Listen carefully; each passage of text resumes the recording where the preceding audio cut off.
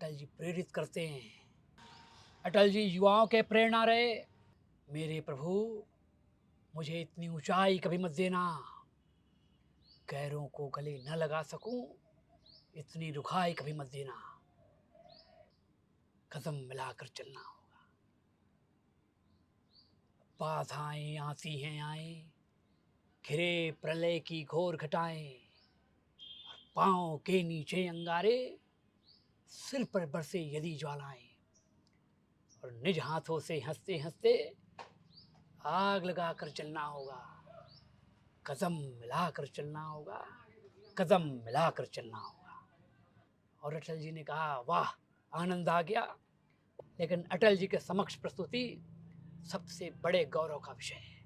टूटे मन से कोई खड़ा नहीं होता और छोटे मन से कोई बड़ा नहीं होता। आपके सवाल के पश्चात मेरे हाथ पैर में रोंगटे खड़े हो रहे हैं।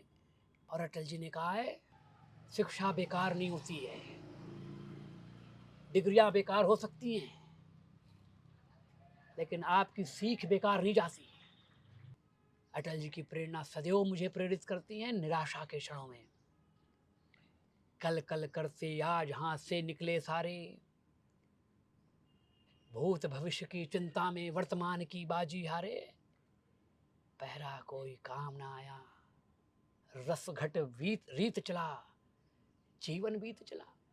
युवाओं को विशेषकर जब आपने कहा, किसने ऐसा दूध पिया जो रोके गति तूफानी, यह जीवन का ज्वार चली उफनाती प्रखर जवानी। युवक हार जाते हैं लेकिन यौवन कभी न हारा, एक निमिष की बात नहीं है, चिर संघर्ष हमारा। ठीक है। नमस्कार, आप दलोक मीडिया का तेज संवाद देख रहे हैं। मैं हूं तेज और 25 दिसंबर यानी कि भारतीय इतिहास का वह दिन जब देश के पूर्व प्रधानमंत्री, एक ऐसे प्रधानमंत्री जो अलग अलग डिसीजन मेकिंग को लेकर पूरे देश भर में अभी भी स्मरण किए जाते हैं, पक्ष विपक्ष दोनों के प्रिय जो है प्रधानमंत्री हुए, अटल बिहारी वाजपेयी जी। छत्तीसगढ़ में जो बीजेपी की सरकार आ गई है, एक लाइन चलता है कि हमने बनाया है, हम ही संवारेंगे। तो वर्तमान में बीजेपी जो है पूर्ण बहुमत के साथ छत्तीसगढ़ में सरकार में है। ऐसे में अटल जी का छत्तीसगढ़ कनेक्शन जो नाता रहा है, छत्तीसगढ़ निर्माण में उनकी महत्वपूर्ण भूमिका थी। एक ऐसे कलाकार, एक ऐसे व्यक्तित्व, एक ऐसे अधिकारी से हम आपको आज रूबरू कराने वाले हैं जो छत्तीसगढ़ के हैं और वो हूबहू अटल जी की शैली में संवाद करते हैं। हम उनका स्वागत करते हैं और आपसे रूबरू कराएंगे, बातचीत करेंगे, ये जानते जानेंगे कि कैसे जो है विकास से अटल जी के जो संवाद उनकी शैली में आते हैं। विकास जी, बहुत स्वागत है। बहुत बहुत धन्यवाद। इस अवसर पर आप उनकी शैली में यानी कि हमारे लिए प्रत्यक्ष रूप से हम आपको सुन पा रहे हैं, तो बहुत शुभकामनाएं आपको। बहुत बहुत धन्यवाद। श्रद्धेय अटल बिहारी वाजपेयी जी के राजनीतिक जीवन के संबंध में, उनके निजी जीवन के संबंध में पूरा देश आज स्मरण कर रहा है। और व्यक्तिगत तौर पर मेरे लिए ये बड़े सम्मान और गौरव का विषय है। अटल जी युवाओं के प्रेरणा रहे और ऐसे में उनके जन्म दिवस पर एक पंक्ति से उन्हें स्मरण करना चाहता हूँ। मेरे प्रभु, मुझे इतनी ऊंचाई कभी मत देना, गैरों को गले न लगा सकूं, इतनी रुखाई कभी मत देना। ऐसे जीवन दर्शन के साथ अपना जीवन जीने वाले श्रद्धेय अटल बिहारी वाजपेयी आज भी प्रासंगिक हैं। राजनीतिक दल चाहे जो भी हों, सम्मान सभी में उनका उतना ही है। और ऐसे व्यक्तित्व से प्रेरित होना मेरे लिए सौभाग्य का विषय है। क्या बात है। तो ये जो शैली है, इस शैली का मैं भी दीवाना हूँ। ये सिलसिला तब शुरू होता है जब मैं एक जो है निजी काम से आया हुआ था दफ्तर में। मैं देखा कि एक ऐसे व्यक्तित्व है जो हूबहू यानी कि मेरी आवाज़ ही पहचान है, गर याद रहे। तो आवाज़ के माध्यम से आज भी अटल जी हमारे साथ प्रत्यक्ष रूप से है, वो हमेशा रहेंगे। कुशाभाऊ ठाकरे पत्रकारिता विश्वविद्यालय से मैंने अपना मास्टर ऑफ जर्नलिज्म किया है और हमारे कुल गीत, उनकी जो है एक रचना है, वो है कि कदम मिलाकर चलना होगा। तो मैं चाहूँगा कि अटल जी से तो मैं नहीं सुन पाया, आप कुछ पंक्तियाँ हमसे साझा करें। तेज भाई, मैंने जैसे कहा, अटल जी का समग्र जीवन प्रेरित करता है और उनकी कविताएं एक मार्गदर्शक का काम करती हैं। कुशाभाऊ ठाकरे विश्वविद्यालय के लिए जो कुलगीत लिखा गया है, यह सम्मान है पूर्व प्रधानमंत्री के लिए, क्योंकि उन्होंने राज्य का निर्माण किया और उनकी ही कविता को कुलगीत के रूप में सम्मानित किया गया। कदम मिलाकर चलना होगा, बाधाएं आती हैं आए, घिरे प्रलय की घोर घटाएं, पांव के नीचे अंगारे, सिर पर बरसे यदि ज्वालाएं, और निज हाथों से हंसते हंसते आग लगाकर चलना होगा। कदम मिलाकर चलना होगा, कदम मिलाकर चलना होगा। हास्य रुदन में, तूफानों में, अमर असंख्य बलिदानों में, अपमानों में, सम्मानों में, उन्नत मस्तक उबरासीना, पीड़ाओं में पलना होगा। कदम मिलाकर चलना होगा, कदम मिलाकर चलना होगा। क्या बात है, ये हमारे जो है कूल गीत है, रोंगटे खड़े हो जाते हैं, क्योंकि संवाद इतना। अब वो राजनीतिक तो थे ही, उससे पहले पत्रकार और साहित्यकार हुए। तो ये जो है जन्म भूमि, जो छत्तीसगढ़ में हम जब बात करते हैं तो भारत की जो भूमि है, ऐसे लोगों को, ऐसे साहित्यकारों को, राजनीतिज्ञ और शीर्ष पद पर लेके भी गई है। ये जो संवाद का सिलसिला, आपके जीवन में अटल जी का प्रवेश कब होता है? आवाज के माध्यम से क्या वो वाकया रहा? निश्चित ही आपके सवाल से मैं लगभग 25 वर्ष पीछे चला जाता हूँ। अटल जी पहली बार प्रधानमंत्री बने। तमाम मीडिया क्षेत्र में, विशेषकर इलेक्ट्रॉनिक मीडिया का प्रवेश हुआ था।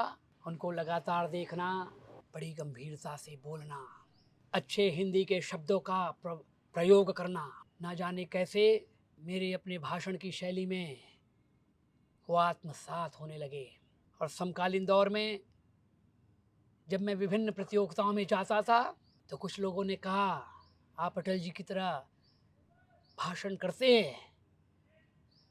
और सच कहूँ तेज भाई, जब लोगों ने ऐसा कहा, उसके पश्चात मैंने गंभीरता से देखा और अटल जी की प्रेरणा से अंग्रेज़ी माध्यम के विद्यार्थी होने के बावजूद हिंदी के अच्छे शब्दों का प्रयोग मैंने शुरू किया। और अटल जी ने कहा है, हिंदी, हिंदू, हिंदुस्तान, हिंदी की सेवा का माध्यम बनाना। मैंने अटल जी से सीखा है हिंदी के प्रति सम्मान रखना। मैंने अटल जी से सीखा है। अटल जी कैसे आत्मसात हुए, इसका कोई विशेष दिन और तिथि मुझे ध्यान नहीं, लेकिन सहसा वो मुझे ऐसे प्रेरित करने लगे और भाषण की शैली का हिस्सा बन गए। क्या बात है, ये अद्भुत है।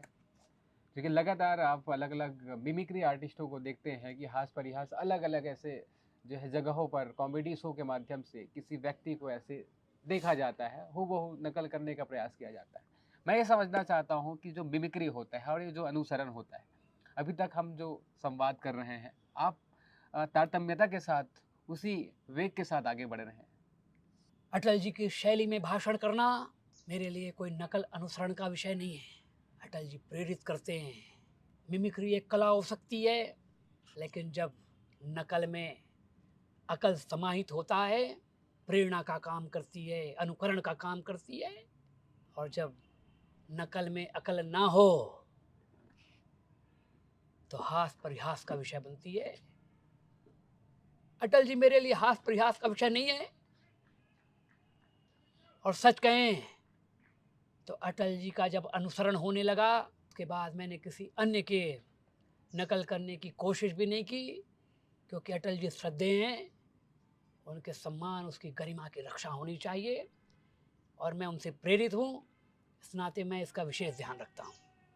क्या बात, बहुत महत्वपूर्ण हो जाता है कि एक व्यक्ति आपको इस कदर प्रेरणा देते हैं, या उनका व्यक्तित्व, हम जब किसी की नकल या हम जब अभिनय कर रहे होते हैं तो उस पर जब निहित हो जाते हैं कोई ऐसा व्यक्तित्व, तो हमारे अंदर भी वो व्यक्तित्व सहसा हम उसको स्वीकार करते हैं।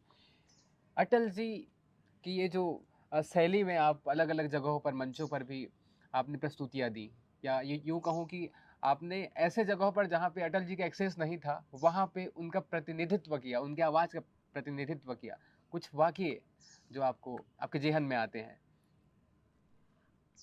आपके सवाल के पश्चात मेरे हाथ पैर में रोंगटे खड़े हो रहे हैं। अटल जी की शैली में भाषण करना, मंचों से सुनाना, यह सम्मान का विषय है।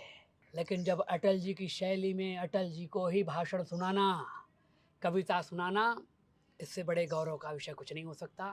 वर्ष 2009 में ठीक आज ही के दिन यानी 25 दिसंबर को तत्कालीन मुख्यमंत्री सम्माननीय डॉक्टर रमन सिंह जी ने मुझे यह अवसर उपलब्ध कराया और अपने साथ अटल जी को शुभकामनाएं देने पहुँचे। और जब उन्होंने अटल जी को कविता सुनाने का अवसर दिया, तब के सारे वरिष्ठ जन, भारतीय जनता पार्टी के लोग उस अवसर के साक्षी रहे। और मुझे लगता है 3-4 मिनटों में जो कविता की पंक्तियां मैंने सुनाई, उस स्थान पर बैठे लोग भाव विभल हो गए और अटल जी ने कहा, वाह, आनंद आ गया। मुझे लगता है इससे बड़ा प्रमाण हो ही नहीं सकता। आज भी उन बातों का स्मरण करके ही मन पुलकित हो जाता है। अन्य स्थानों पर तो बहुत बार भाषण किए और पक्ष और विपक्ष चाहे कोई भी हो, कांग्रेस के लोग भी अटल जी का इतना सम्मान करते हैं। प्रदेश हो या प्रदेश के बाहर भी कई कांग्रेसी मुझे बड़ा सम्मान देते हैं। ये मेरा सम्मान नहीं है, ये अटल जी का सम्मान है और उसका प्रसाद मुझे भी मिलता रहता है। इस प्रकार बहुत से अच्छे संस्मरण हैं, लेकिन अटल जी के समक्ष प्रस्तुति सबसे बड़े गौरव का विषय है। उस गौरव के विषय में जिन पंक्तियों को आपने उसके समक्ष प्रस्तुत किया होगा, उस दौर में आप जब चले गए हैं, तो वही जो पंक्ति हम भी सुनना चाहेंगे, हमारे लोग सुनना चाहेंगे। मैंने पहले ही कहा, अटल जी मुझे प्रेरित करते हैं। अटल जी की पंक्तियाँ, विशेषकर मेरी इन 51 कविताओं में ऐसी ऐसी पंक्तियाँ हैं, लेकिन जिस पंक्ति का आपने उल्लेख किया है, वो पंक्ति मेरे लिए जीवन दर्शन है। टूटे मन से कोई खड़ा नहीं होता और छोटे मन से कोई बड़ा नहीं होता। मन हार कर मैदान नहीं जीते जाते, न मैदान जीतने से मन ही जीते जाते हैं। आदमी को चाहिए कि परिस्थितियों से लड़े, एक स्वप्न टूटे तो दूसरा गढ़े। आदमी चाहे जितना भी ऊंचा उठे, अपने धरातल को ना छोड़े, अंतर्यामी से मुंह ना मोड़े। धरती ही धारण करती है, कोई इस पर भार न बने। मिथ्या अभिमान से न तने। आदमी की पहचान उसके धन या आसन से नहीं, उसके मन से होती है। मन की फकीरी पर कुबेर की संपदा भी होती है। मेरे प्रभु, मुझे इतनी ऊंचाई कभी मत देना, गैरों को गले न लगा सकूं, इतनी रुखाई कभी मत देना। यह पंक्तियां आज भी मुझे बड़ी प्रेरणा देती हैं और इन पंक्तियों को सुनकर ही अटल जी ने उल्लासवश कहा, वाह, आनंद आ गया। क्या बात, आनंद आ गया। आनंद का विषय ही है। और जो जिस जिंदगी को आपने जिया है, कि एक जिंदगी में न जाने कितनी बार आपने अटल जी को जिया। मुझे भी अपनी एक पंक्ति याद आती है कि क्योंकि हम लोगों को भी काफ़ी ज़्यादा प्रेरणास्पद, चूँकि पत्रकारिता और साहित्यिक और सब में अटल जी रहे, तो संभावनाएं काफ़ी उनमें रही।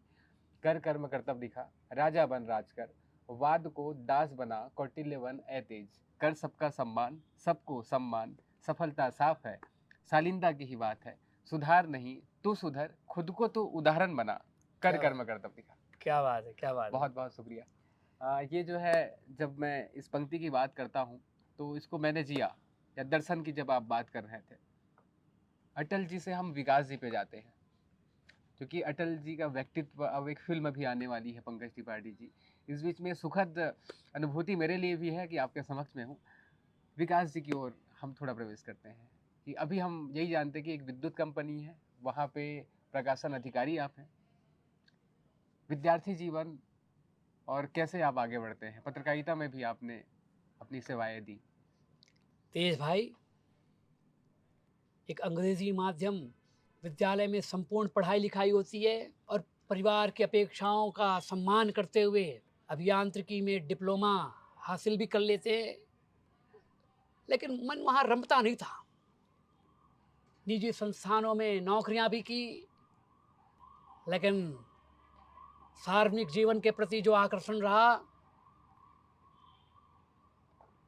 उसने संयंत्रों के चक्कर से दूर करा दिया और सहसा मैं पत्रकारिता के क्षेत्र में आ गया।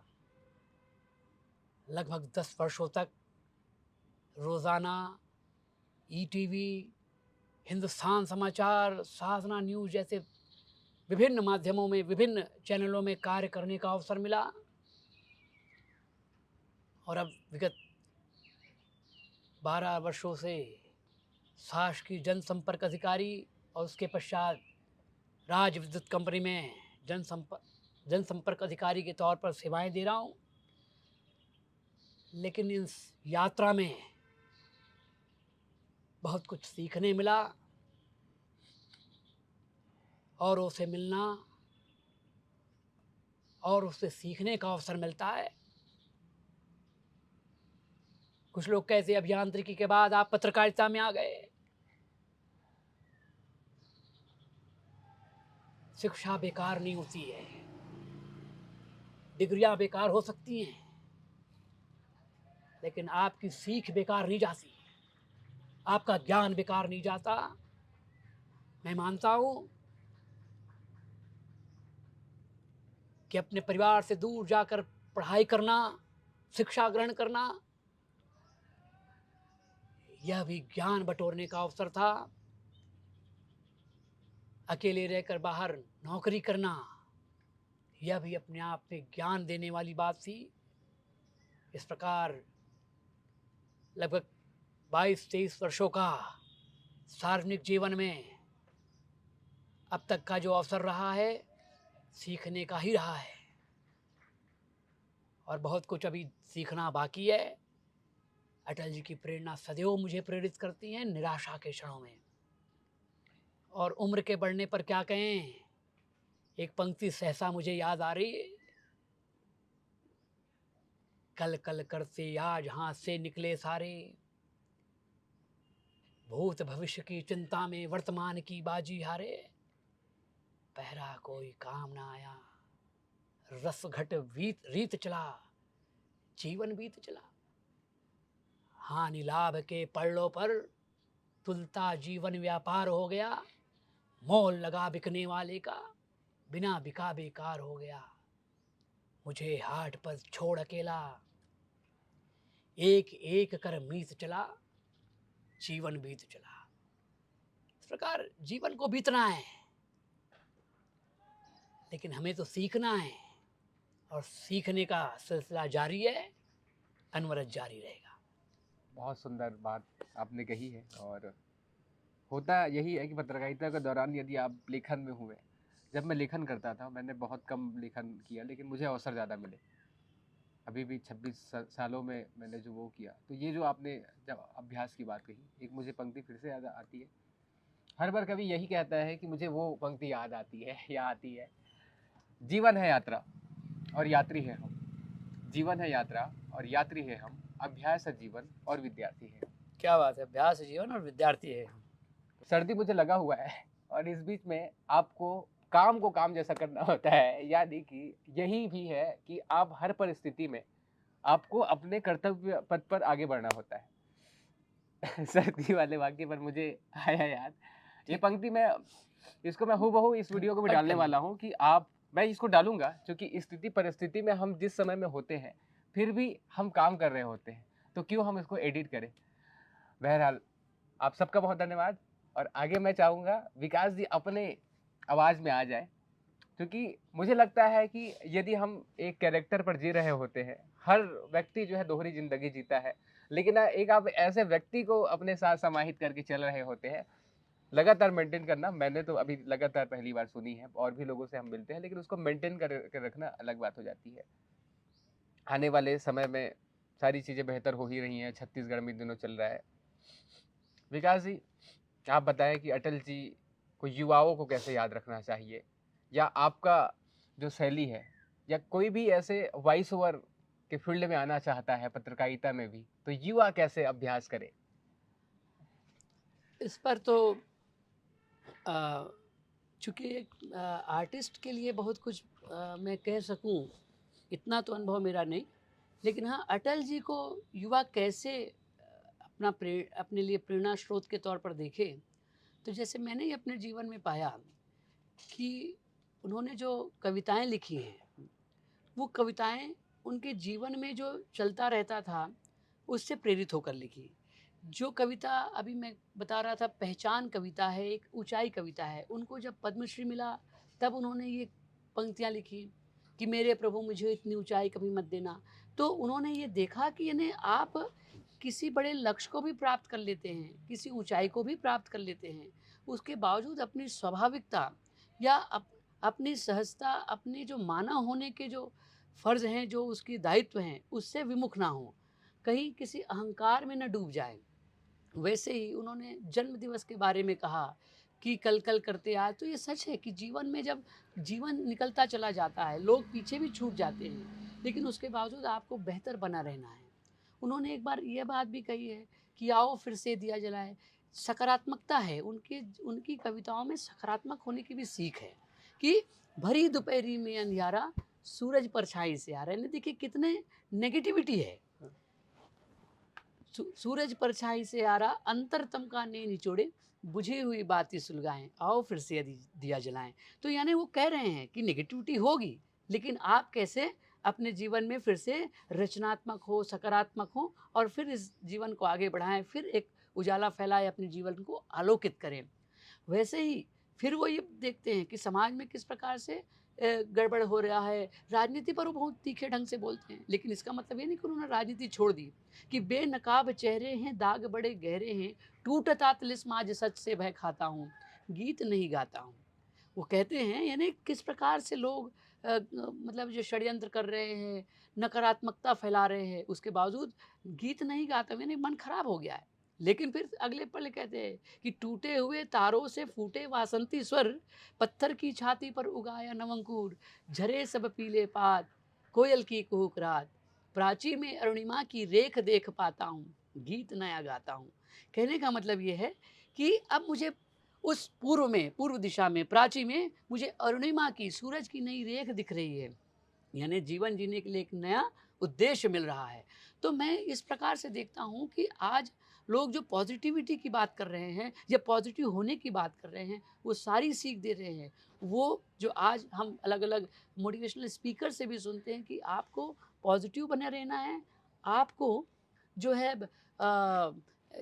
दूसरों के प्रति भी सहज भाव रखना है। ये सीखने के लिए क्लासेस लग रही हैं, लेकिन अटल जी अपनी सहज कविताओं के माध्यम से हम सबको प्रेरणा देते हैं। ऐसी और भी बहुत सारी कविताएं उनकी हैं, युवाओं को विशेषकर। जब आपने कहा युवाओं के बारे में कि किसने ऐसा दूध पिया जो रोके गति तूफानी, यह जीवन का ज्वार चली उफनाती प्रखर जवानी। उनके ही आवाज में इसको बोलिए प्लीज। बिल्कुल। हाँ। किसने ऐसा दूध पिया जो रोके गति तूफानी, यह जीवन का ज्वार चली उफनाती प्रखर जवानी।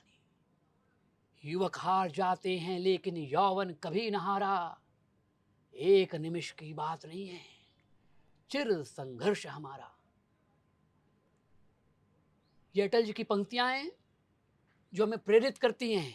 वहीं पत्रकारों के लिए एक पंक्ति मुझे बड़ी प्रेरक लगती है, सरस्वती के उपासकों के लिए। यह भी मैं उनकी ही शैली में सुनाना चाहूंगा। सरस्वती की देख साधना, सरस्वती की देख साधना, लक्ष्मी ने संबंध न जोड़ा, मिट्टी ने माथे का चंदन, बनने का संकल्प न छोड़ा। कुछ टुक लें, कुछ ताज़ा हो लें, आओ मन की गांठें खोलें, आओ मन की गांठें खोलें। ऐसी प्रेरक कविताएं अटल जी जीवन के हर क्षेत्र में प्रेरणा देने के लिए कहते हैं, लिखते हैं। इसलिए आज के युवा भी उनकी कविताओं से प्रेरित हो सकते हैं। निश्चित रूप से। और ये संवाद का जो सिलसिला था, तेज संवाद था अटल जी के साथ, विकास जी के साथ, बहुत अविस्मरणीय मेरे लिए भी रहेगा। क्योंकि जिस अवस्था में हम आज यहाँ पे हैं, सर्द हवा की बात होती है, दिसंबर की बात होती है, और ऐसे में काव्य पाठ की जब बात होती है तो वो सारी चीज़ें एक साथ पूरी हो गई। पत्रकारिता के विद्यार्थियों के लिए, मीडिया के साथियों के लिए, और युवाओं के लिए, और हर वर्ग के लोगों के लिए जो उनकी पंक्तियाँ हैं वो बहुत महत्वपूर्ण है। और सर के माध्यम से, विकास जी के माध्यम से हमने आप तक आपके विचार विकासशील हो, विकसित हो, इस उद्देश्य से इस इंटरव्यू के हमने किया है। सकारात्मकता की जो बात हो रही थी, इस संवाद के सिलसिला में जुड़ने के लिए सर आपका बहुत बहुत धन्यवाद। बहुत बहुत और धन्यवाद। बहुत अच्छा लगा आपसे संवाद करके। एक पंक्ति फिर से सुने आप। सुंदर सोच विचार हो, कोमल सबका व्यवहार हो, वाणी में शुद्धता हो, हृदय में दया का भाव हो, प्रेम का भंडार हो, खुशियों का संसार हो, मुस्कुराते रहो सदा और गमों का तिरस्कार करो, सुंदर सोच विचार हो। क्या बात है, क्या बात है, उम्दा। ये मैंने लिखी थी 2015-16 में आसपास। आपकी हाँ, मेरी है। बहुत सुंदर। आपको जो लगा इस संवाद के बीच में वो आप ऐसा साझा कर दें अटल जी की शैली में, तेज संवाद दलूक मीडिया तेज संवाद लोक मीडिया का यह ऐसा मंच है जो हमें तेज बनाए रखने के लिए प्रेरित करती हैं, सजग और सतर्क बनाए रखने के लिए प्रेरित करती हैं।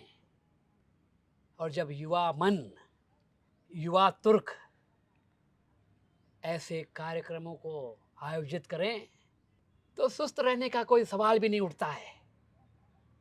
युवाओं को हम प्रेरित कर सकें किसी भी माध्यम से तो एक नए सृजन, सकारात्मक सृजन की अपेक्षा हम कर सकते हैं। आपके ये प्रयास दूर तलक जाए, ऐसी मेरी शुभकामनाएं हैं। बहुत बहुत धन्यवाद। बहुत बहुत धन्यवाद।